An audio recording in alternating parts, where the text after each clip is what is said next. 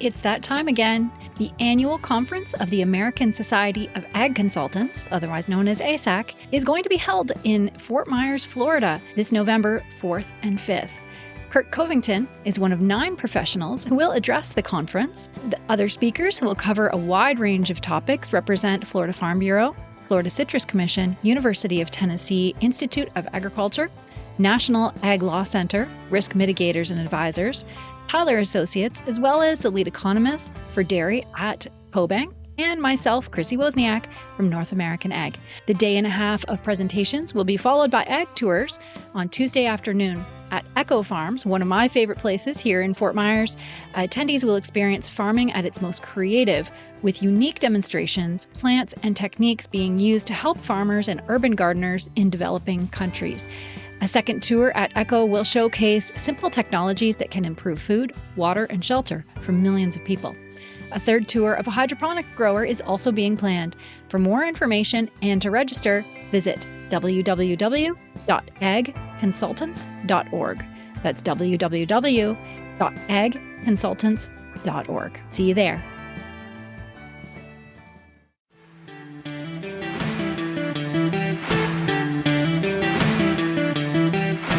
Welcome to North American Ag Spotlight. I'm Chrissy Wozniak. Our guest today has a deep understanding of the cattle industry and a background steeped in hands-on experience, bringing invaluable insights to the table. Hailing from the heart of Texas and armed with a degree in agriculture development from Texas A&M University, he's traversed various sectors of the ag landscape, from production to the supply side. Currently, he plays a pivotal role in a prominent ranch based in Brady, Texas. Passionate about sharing his expertise and fostering excellence among producers, he founded a blog dedicated to the craft. This platform, West Texas Livestock Growers, stands as a wealth of knowledge, offering practical management tips grounded in science and real-world experience. It's a hub where ranchers can access invaluable resources to elevate their practices and maximize their success in the beef business. So today we're going to talk about the blog and how he leverages modern technology to reach ranchers. We're also going to talk about the state of the industry and what's new in Texas. From Brady, Texas, I'd like to welcome Robert Malmstrom. Welcome, Robert, and thank you so much for being here today. No, thank you for having me. So can you tell us about your journey in the ag industry and how it's shaped your career? Okay, well, originally grew up down on the coast, a little town called Sweeney, and pretty much what my whole life I've been around agriculture, production, livestock my whole life. As usual, when we got through high school, was active in FFA, even showed a couple of animals. And from the time I was, I'd say, middle school, I was like, oh, I'm getting a degree in agriculture. And everybody around me always told me, so if you're going to ag or engineering, you got to go to A&M. So first chance I got, moved up there, got my degree there from them, and been working different sectors what I can, the ag industry, from around there all the way out here to West Texas. Very good. And what inspired you to start West Texas Livestock Growers? Well, I've decided the fact to try to take some of my experience and education I had. And I just really had a strong passion for wanting to help producers be as profitable and as productive as they want to be. You know, there's not a lot of, there's some information out there, but not a lot of them are good. You know, some of them are like the old wives' tales types. Don't really help. So decided to do the blog to try to help out best I can. So yeah, that's great. And farming is different in every state, everywhere. There's different procedures and methods and challenges. So what are some of the common challenges that producers face in that part of the world, and how do you address them on the blog? Well, I'd say the biggest issue, especially with producers here in the state of Texas or whatever, be drought conditions. Yeah. You know, the usual saying is in Texas, we're either in a drought or we're going to be. So I would say my usual deal I try to do a lot of times as far as production is try to inform producers, at least have a plan in place where in case those conditions happen, they have steps to go in where it doesn't negatively affect operation as much, and even try to control their, I'd say their stocking rate. Because a lot of times people think, oh, just because I got some certain amount of acres, I can hit somebody's head. That's not necessarily true. Because even if you got the acres, you could have groves of trees, or like out here, you got rock formations. That kind of hinders what the cattle can eat. So, Yeah. And so, what are some of the ways that they deal with that? I know I'm from the Northeast, right? So, drought's not very common.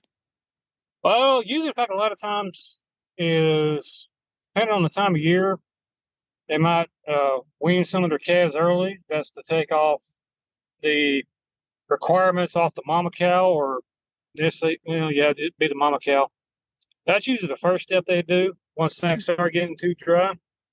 But if things go along further, then they got to start destocking their herd, getting rid of certain animals, which you can do. Usually, the good deal on that one is you get rid of the older ones and the less productive ones first. Mm. Yeah, So, that makes sense. yeah. And how do you stay updated with the latest trends, developments, in the ag industry so that you can share them with your followers? I usually do. Well, I usually keep up with certain publications like Beef Magazine or Drovers, and I've also gotten watched a couple here on your website blogs or the podcast I had on there. Just whatever I can to try to find different aspects or outlooks on things, because it's always good to get a wide pool of knowledge, because there might be somebody that has a better understanding or better idea of how to do something that I wouldn't necessarily thought of at first. Yeah. People with different backgrounds or experiences can bring different types of knowledge to the field. So, Yeah, good points. And how do you see the role of technology evolving in agriculture and particularly in livestock management? Will that help these issues in Texas?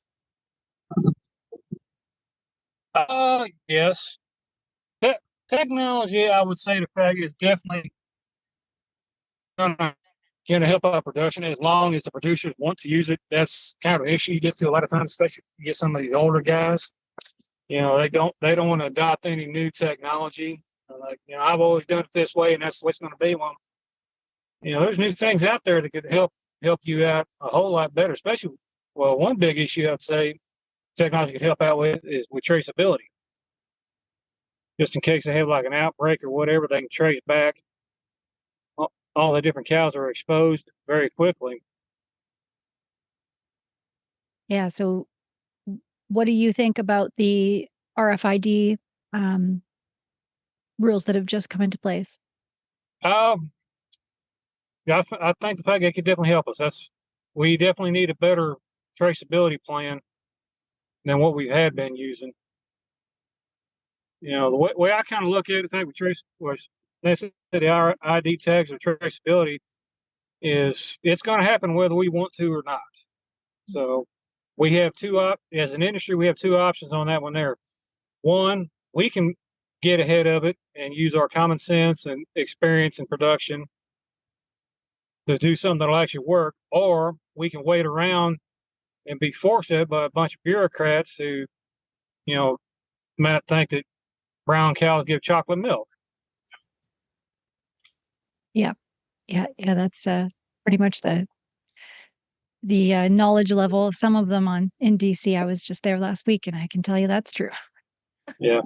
Well, I Yeah, mean, you get the deal because you're starting to get the point where getting majority of the people are like at least 3 or 4 generations yeah, removed from the farm, so they don't have any experience. So, I mean, I would definitely say as an industry, we probably need to keep going or do a little better job of informing the public about what goes on. Because I guarantee you, the animal extremists, they have no problem right. getting their message out there. We got to be just as good or even better than they are. Yep, I agree. So for your blog, how do you prioritize the topics and content um, to make sure that it's relevant and valuable to farmers? Mm, What's your process? well, my process usually kind of go. kind of look at the production, look at a yearly production schedule. Oh, yeah. Because different times of year be certain deals, and try to plan my blogs out to where I'll come out a little bit before those happen, so that way, in case anybody needs a little bit of extra knowledge, there it is for them before they actually need it. Yeah, that's smart. And can you share any tips for aspiring bloggers or writers looking to establish themselves in the ag niche? Um, be persistent. I would definitely say would be one. Yeah. Try to get as much knowledge about the subject you choose as you can, because there's always something new to learn. And then I would say another thing, you're going to have to probably reach out and maybe do some guest posting with other people, especially when you're starting out, because you're trying to get your name out there. That's going to be your biggest hurdle. Right. Yeah. And how did you put the pieces together at the beginning? The website, social media, all of that? Mm, well, I wouldn't say I got to put all the pieces together right off the bat. It's definitely been a learning experience for me. But start off the fact was kind of watching some YouTube videos about how to do it, reading a couple other blogs about any questions I had about how to do certain things. Yeah, that's good. And you cover a lot of nutrition really well hmm on the blog. What are some innovative approaches or technologies that you've explored to enhance cattle nutrition? Um, well, I would say the fact with nutrition, one thing I would say that definitely came up as a good thing is the oh dang it, fetal programming. More Okay. understanding about that one. Hmm. It's understanding by keeping the nutrition about the mother during the pregnancy will set the calf up for a better production throughout his life. Yeah, that makes sense. What are some of your favorites, like ones that stand out in your head as, ones that were really well received? Um, Usually, the fact the posts I've done, it seem to be well received. Usually, the ones that involve minerals, that seems to Hmm. be the big thing, which is understandable. That's kind of a year long supplement program that you're going to need to do on that one. Yeah, that makes sense. And what about guests that you've had? Any really No, memorable? I haven't had any guests on. Okay. Yeah. And do you have plans in the future to turn it into a podcast? Have you thought about that? No, actually, really hadn't thought about the podcast deal. Yeah. Yeah. It's fun. You get to meet lots of people, as you can see. Okay, yeah, I can see that. Yeah. Yeah. Yeah. And where can people find you? Well, naturally, the fact on my website is www.westtexaslivestockgrowers.com. Mhm. I'm also on Facebook, Instagram, and about a month ago, I started a YouTube channel. Oh, awesome. Oh, All that's those, great. yeah. Basically, the fact I started with YouTube, I do little snippet videos from the certain blogs I post, and I'll post it on there, providing a little bit of information to people. So, and all those you can find me at just West Texas Livestock Growers. Awesome. And I have one last question for you. Why do you have a heart to serve the industry? And what are you most passionate about? Mm, well, like I said, it's just considering the fact the troubles and everything we got, and of course the just being less and less producers, we just need to be able to be more efficient for what we got. Unfortunately, we're going to continue losing acres to urbanization, so we got to get better.